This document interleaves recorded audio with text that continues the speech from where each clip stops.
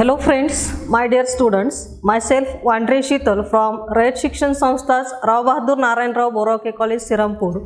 This video is prepared under the guidance and support of Honorable Principal Dr. Gaikwad Sahib. This video is created for the only educational purposes. Now in this video, we are going to discuss about the chapter from the 11th standard as per the revised and new syllabus of the state board, that is excretion and osmoregulation. Now what is this excretion? This excretion is nothing but the elimination of the metabolic waste product from the body. And as we know that when we have seen about the basic features from the small animal to the highest animal, at that time we have seen that elimination process, it is the very compulsory for maintain the physiology of the human body as well as all the other animals also, because if these toxic substances they are not released outside the body, at that time they are get deposited in the blood and they are creating the poison inside the blood as well as they are result into the death of the individual also.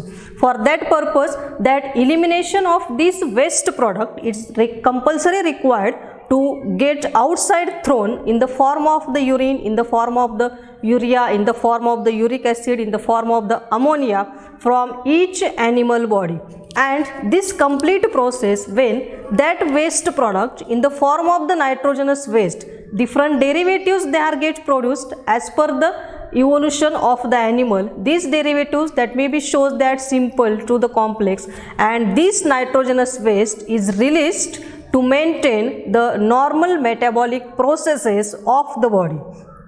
Now the animal or the organism, they can store the excess carbohydrate as well as the excess fat, but they are unable to store the amino acid, they are unable to store the urea, and therefore this excess amino acid, it is get broken down, and that process is called as the deamination.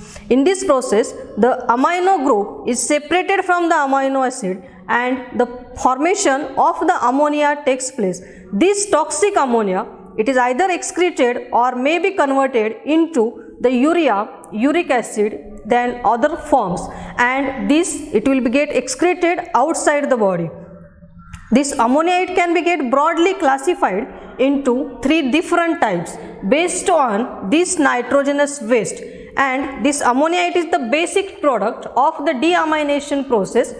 On that basis of the deamination, the animals they are showing the different modes of the excretion. Now come towards the first mode of excretion, that is the aminotelism.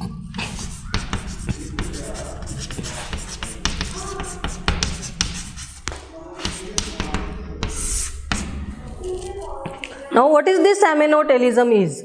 This aminotelism is nothing but the elimination of nitrogenous waste outside the body in the form of ammonia.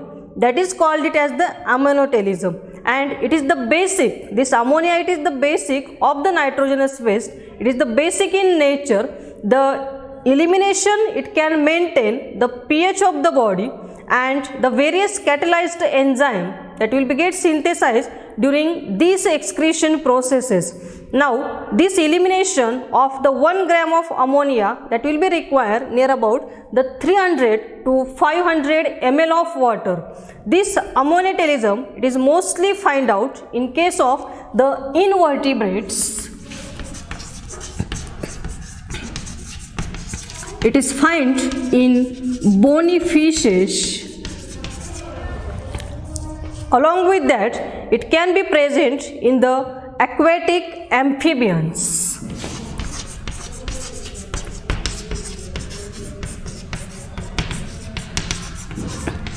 These primitive animals are there. In this primitive animal, the elimination of nitrogenous waste, it takes place in the form of the ammonia. The second mode of excretion is nothing but ureotelism.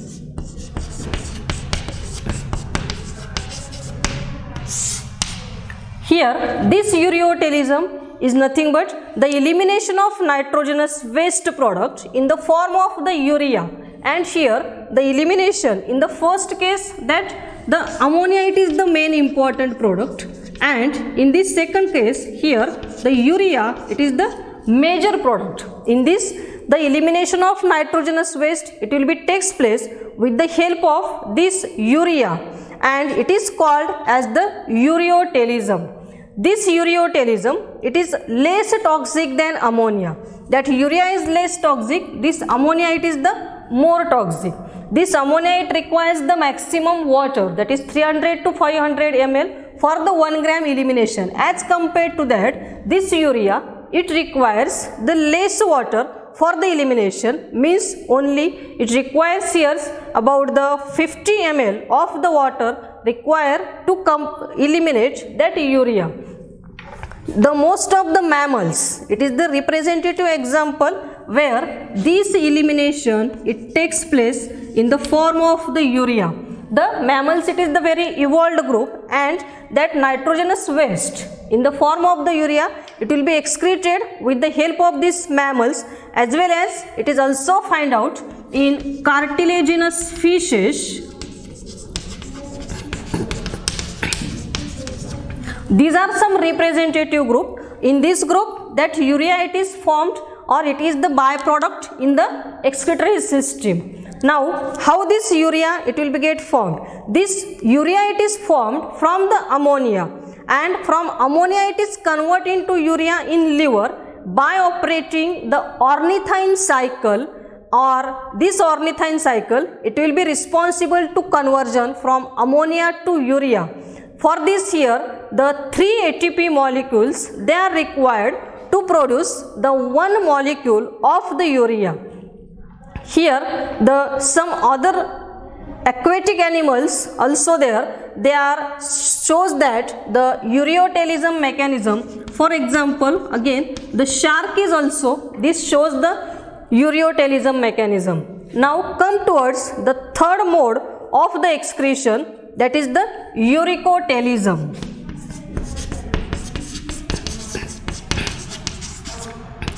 Here, the elimination of nitrogenous waste in the form of the uric acid. The animals, they can be excrete their product in the form of the uric acid. These animals, they are called as the uricotelic animals, and this uric acid, it is the very less toxic as compared to ammonia, as compared to the urea. It is retained in the body for some time in the form of the concentration, and it is less soluble because it requires here the very less amount of water, near about only 5 to 10 ml of water required for the elimination of the uric acid. Now this uric acid, it is converted again from the ammonia, and when the body, it will be shows the ionogenic pathway is carried out inside the body. During this ionogenic pathway in the liver of the birds, this uric acid, it will be get produced, because the birds are the representative examples. Here this eliminatory product, or this uric acid, it is get product in the form of the nitrogenous waste, because these birds, they are having the very small physiology or small body structure, and they can unable to drink a large amount of water. To maintain their osmotic balance of their body also, the less amount of the water, it will be get thrown outside their body, and therefore this uric acid is nothing but the concentrated form of the urine. And in the form of the pellets, in the form of the solid form, this nitrogenous waste in the form of uric acid, it is released with the help of the birds. Now the gonotelism. This gonotelism is again the similar concept like the amino acid ureotelism, that is aminotelism, ureotelism, as well as the uricotelism. In this gonotelism, what happens? The elimination of the nitrogenous waste, it takes place in the form of the guanine. Okay.